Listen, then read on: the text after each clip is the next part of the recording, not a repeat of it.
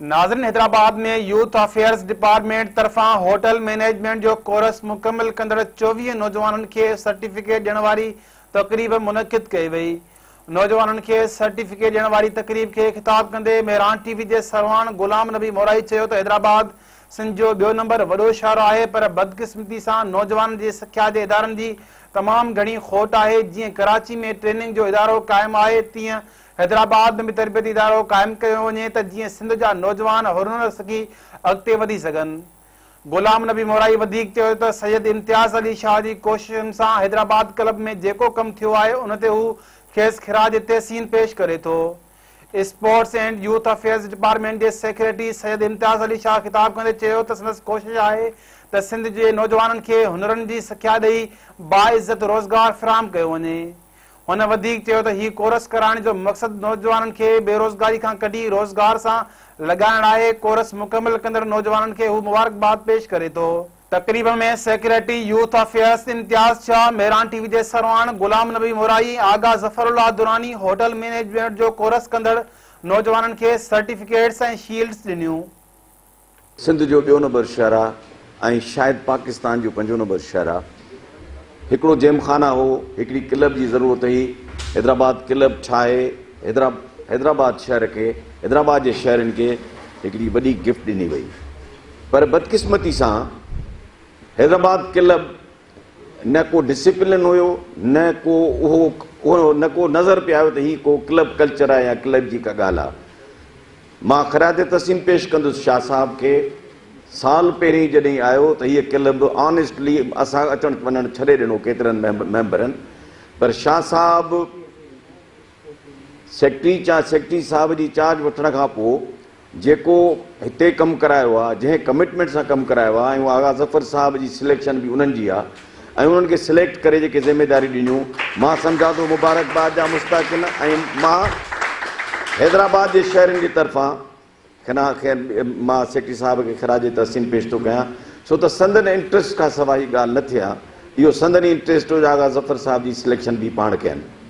हाणे चऊं था तव्हां पार्टिसिपेंट्स जे ॻाल्हि ते, त मां मुख़्तसिर रुॻो ॿुधायां त जापान ॿी वर्ल्ड वार खां पोइ, सेकेंड वर्ल्ड वार खां पोइ हुननि वटि जेके रिसोर्सिस आहे, जेके बि ॻाल्हियूं सभु ख़तमु थी सवाइ माण्हुनि जी।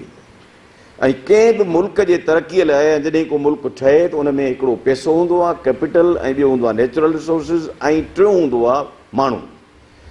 जापान में मां वियुसि ट्रेनिंग करणु 86 में, त हुननि चयो त तव्हां पाकिस्तान, हिंदुस्तान ऐं ॿिया केतिरा मुल्क आहे, तव्हां सभिनी वटि कैपिटल कोन हो, पर नेचुरल रिसोर्सिस हुयो, मैन पावर हुयो। तॾहिं मैन पावर चवंदा, हाणे ह्यूमन रिसोर्स था चवनि।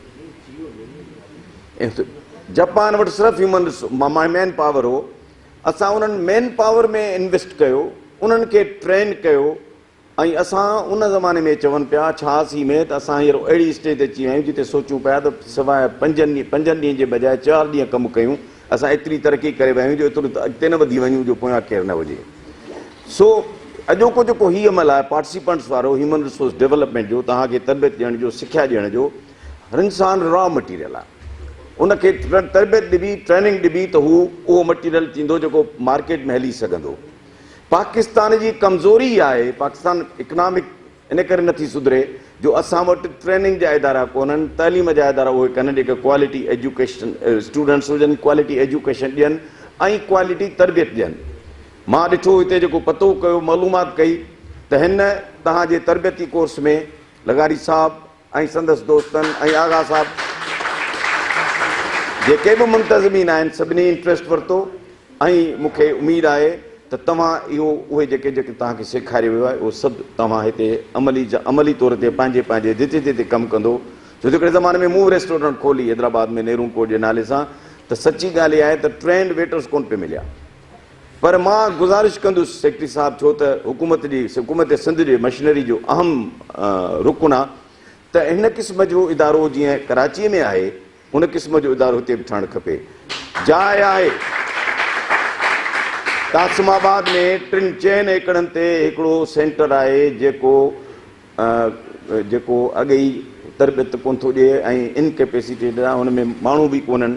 जेकॾहिं असां उते अच्छा वॾियूं वॾियूं मशीनूं आहिनि, हुन वटि कुकिंग जूं मशीनूं आहिनि, ॿियूं मशीनूं आहिनि, ऐं उहा मशीनरी उते ज़ंग पई खाए, जेकॾहिं असां सेक्रेटरी साहिबु उन सेक्रेटरी साहिब सां जेको स्टेप्टा जो सेक्रेटरी आहे उन सां जेकॾहिं ॻाल्हि ॿोल करे ऐं इन खे टेक ओवर कराइनि, इन पंहिंजे इंस्टीट्यूट जेका कराचीअ में आहे जेका इहे ट्रेनिंग्स ॾिए ऐं तमामु सुठी ट्रेनिंग्स थी, मां ॾिसी आयो आहियां पाण बि। मां चाहींदुसि त जेकॾहिं इहो थी वञे या इहो इदारो हिते शिफ्ट थी अचे हैदराबाद में, त हितां जे नौजवाननि खे वॾी सहूलियतूं मिलंदियूं। मां हिकु दफ़ो वरी शाह साहब जो शुक्रगुज़ार आहियां, हिकिड़ो त मूंखे मौक़ो ॾिनो आख़िर ॻाल्हाइण जो, ऐं ॿियो डेफिनेटली ख़राज तस्सीं पेश कंदुसि वंस अगेन उन्हनि हैदराबाद जे क्लब खे उन शाह निशान क्लब ठाहियो आहे जेको हुनजो शाह निशान हुजे। Thank U very much. की वजह से कुछ लेट हुआ है, बीच में इतना गैप आ गया, ये मैं बहुत पहले कराना चाहता था। मेरा विज़न है कि मैं सिंध के जो लोग पॉवर्टी लोग घराने से ताल्लुक़ रखते हैं, जो बेरोज़गार हैं, जो नौकरी के लिए परेशान हैं, उनको किस तरह से रोज़गार दिलाया जाए। इस रोज़गार के दिलाने की वजह से मैंने ये प्रोग्राम यहाँ पे लॉन्च किया। छोटा सा एक शॉर्ट में कोर्स है, इस के थ्रू मैं चाहता हूँ इनका कैसे अपना रोज़गार बने। यही वजह थी कि मैं हैदराबाद में ये प्रोग्राम मैंने ट्रेनिंग का किया और पिथम वालों से मैंने मीटिंग की, उनके थ्रू मैंने सर्टिफिकेट में आपको दिला रहा हूँ। और कारसाज की भी एक बहुत बड़ी ऑर्गेनाइजेशन है, इनकी भी आपको सर्टिफिकेट और शीट्स मिली हैं। तो आपका फ्यूचर बहुत अब ब्राइट जा रहा है। जैसे कि हमारी मोहतरम फातिमा कुरैशी साहिबा ने जो स्पीच दी आपको, और उससे हमारा मोरल अप होना चाहिए कि हमें मायूस नहीं होना चाहिए। आजकल के लोग जो हमारे बेरोज़गार हैं, यूथ हैं, बड़े मायूस हैं कि रोज़गार नहीं है, और सब ये देख रहे हैं कि सरकार की तरफ से नौकरी मिलेगी। सरकार इतनों को नौकरी नहीं दे सकती, और जिसके पास स्किल होगी उसी को माशरे में प्राइवेट सेक्टर हो या पब्लिक सेक्टर हो, वहीं उसको इज़्ज़त मिलेगी और नौकरी मिलेगी। तो आपके इस कोर्स को मैंने शुरू किया, आज इसका अख्ताम हुआ, लेकिन अभी ये ख़त्म नहीं हुआ, बहुत आगे जाना है। तो आप सब की मंजिलें मैं बहुत ऊंची देख रहा हूँ, और उस सिलसिले में मेरी खुशकिस्मती थी कि जो हमारे हसन सैयद साहब थे, जो यूँ कह लें कि जो कामयाब जवान जो प्रोग्राम चल रहा है प्राइम मिनिस्टर का, उसके मास्टरमाइंडों में से एक हैं। और वो मेरे पास आए चंद दिन पहले ऑफिस में, जब मेरा ये प्रोग्राम का सुना तो बड़ी उसको हैरत हुई कि सिंध गवर्नमेंट के डिपार्टमेंट भी ऐसे प्रोग्राम कर रहे हैं क्या। बोला किसने आइडिया दिया। मैंने कहा ये मेरा ही था। जो मुझे अभी तक इस बात पे हैरत है कि इस टाइप के प्रोग्राम इंटीरियर में आप खुद करा रहे हो, खुद सुपरवाइज कर। हालांकि हमारे पास और भी इंस्टीट्यूशंस हैं, स्टेटा और बहुत हैं, लेकिन उनकी परफॉर्मेंस है सच कोई ख़ास नहीं। मेरा विजन यहाँ सिर्फ ये ट्रेनिंग दिलाना नहीं है, मेरा विजन ये है कि आपको रोज़गार कैसे दिलाऊँ, आपका कारोबार कैसे बने, आपको अपने पैरों पे कैसे खड़ा करूं। तो उन्होंने जो मुझे सजेशन दी, उन्होंने बड़ा अच्छी कहा कि जी थी नेक्स्ट मैं अपनी तरफ से इन्हीं बच्चों को फ्री में 1 माह का नेक्स्ट जो एंटरप्रेन्योरशिप के लिए एक ट्रेनिंग देना चाह रहा हूं, जो जनवरी में आपको इन्हीं बच्चों को मैं यही दिलवाऊंगा। उस एंटरप्रेन्योरशिप का मतलब कारोबार कैसे किया जाए। आपने एक हुनर तो सीख लिया, अब कारोबार कैसे किया जाए ये भी एक और है ट्रेनिंग का। उस सिलसिले से आप निकलेंगे। उसके बाद ये कमिटमेंट हुआ कि कामयाब जवान के थ्रू हम आपको वो लोन दिला सकते हैं जिसके लिए आप कारोबार करना चाहते हैं। कारोबार से मुराद है कि जैसे आपने जो हुनर सीखा, कुकिंग, या आप शेफ़ भी बन गए हैं, आपको वेटरिंग भी सर्विस भी आ रही है, तो आपके लिए होटल भी बन सकते हैं, आपके लिए वो जो मूवेबल रेस्टोरेंट होते हैं वो भी बन सकते हैं। तो ये डिपेंड न करना कि कोई सरकार नौकरी मिलेगी, प्राइवेट सेक्टर में भी आपकी इज़्ज़त तब होगी जब आपको हुनर आएगा। इंडस्ट्रीज़ हैं, अपना के होटल्स हैं, कराची में बहुत सारी क्लब हैं, और वहाँ रेस्टोरेंट्स में भी आपकी तभी यूटिलाइजेशन होगी, डिमांड होगी जब आपको कुछ आएगा। तो इंशाल्लाह वहाँ पे भी आपको यूटिलाइज, आप सबको छोड़ेंगे नहीं, आपको अपने रोज़गार पे लगा के मैं से सुकून का सांस लूँगा। असां हिन क्लब खे जेॾीमहिल क्लब जो हाल बुरो हुयो, पोइ साईं अलहमदुलिल्लाह साईं आयो, ऐं साईं जी बि इहा कोशिशि हुई। साईं जो बि हिन शहर सां ई वास्तो आहे। असां चयो त असां छो न हिन क्लब खे गॾिजी हिन खे ठाहियूं। ख़स्ता हालत में क्लब न हो त अलाए छा हुयो।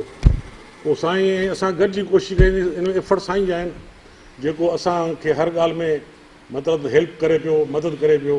ऐं सॼा प्रोग्राम ठाहियासीं हिन क्लब खे कीअं हफ़्ते मीटिंगूं कंदासीं कीअं टीके। अलहमदुलिल्लाह काफ़ी कमु थी वियो आहे। क्लब ठही वियो हुयो, हाणे हुन में जेके असांजा वेटर वग़ैरह हा उहे ॾाढो उन्हनि खे सर्विस जी ख़बर न हुई त कीअं महिमाननि खे चांहि पाणी पीआरिजे, कीअं चांहि पीआरिजे, कोपर मथां खणी ईंदा या ॿिया खणी ईंदा। पोइ साईं सां ॻाल्हि करे साईं जेको आहे सो पंहिंजे यूथ अफेयर जे थ्रू जेको आहे सो इहो प्रोग्राम अरेंज कयो। असांजा बि आहिनि, ॿिया बि मुख़्तलिफ़ ज़िलनि खां छोकिरा आया आहिनि जेके हीअ सिखिया आहिनि।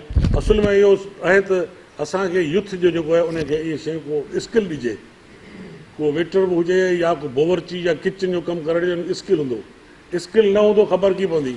ऐं साईं खे गुज़ारिश इहा बि कंदासीं त हिननि जा रिफ्रेश कोर्स बि हलंदा रहनि ऐं हिन जा जेके आहिनि थोरा एडवांस कोर्स हुजनि जे ही बाक़ाइदे जेको आहे इन कम खे अॻियां हली खणनि। आप लोग बहुत ही खुशकिस्मत हैं कि इंशाल्लाह ताला आपका जो मुस्तकबिल है बहुत ही ताबनाक है, बेहतरीन है, क्योंकि इंशाल्लाह ताला आपको सिंध हुकूमत ने आपको इस काबिल बना लिया है कि आप अपना बिजनेस खुद स्टार्ट कर सकते हैं। आप इस काबिल हो गए हैं कि अब आप किसी पर इंहिसार नहीं करेंगे, अपना जो रोज़गार है इंशाल्लाह ताला खुद क्रिएट करेंगे और अपनी ज़िंदगी को आप इंशाल्लाह ताला खुद बनाएंगे। देखिए, ज़िंदगी जो है बहुत ही दुश्वार है, इसमें कोई शक नहीं।